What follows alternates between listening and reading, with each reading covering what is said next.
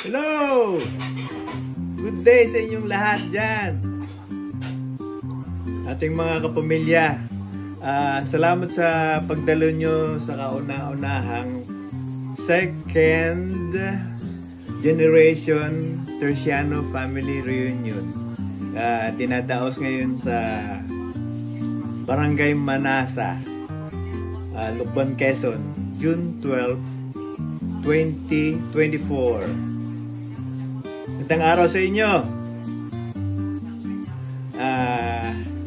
Nagpapasalamat ako doon sa mga nag-organize ng event na ito, lalong-lalo na kay Maricel de Aces Oracion. Isa sa pinakamagandang pamangkin ko yan dahil sa kanilang effort, hard work, nagkatipon-tipon ng ating mga kapamilya at mga kamag-anakan. Without them, this won't be possible. Di ba? Ayos yan. Karangalan ko rin po na batiin kayong lahat ng kamag-anakan ko dyan sa Pinas. Yung pong hindi pa nakakakilala sa akin, ako po si Butch Terciano, bunsong anak ng Loreto Terciano. Siya yung pinakapanganay sa 7 magkakapatid na Terciano family, buhat sa ating great grandmother na si Lola Maria. Sorry, at hindi ko po alam ito pangalan ni Lola Maria. Tatanungin ko na lang po pag nagkita kami sa taas. Ha? Okay. Sige. Ay, siya nga po pala. Ako po at ang pamilya ko ay nakatira dito sa Philadelphia, USA. Ang asawa ko po ay Resi ang pangalan. Retired nurse siya. At may 2 kaming anak. Si Jennifer, isa ring nurse, at si Alan, Doctor of Physical Therapy.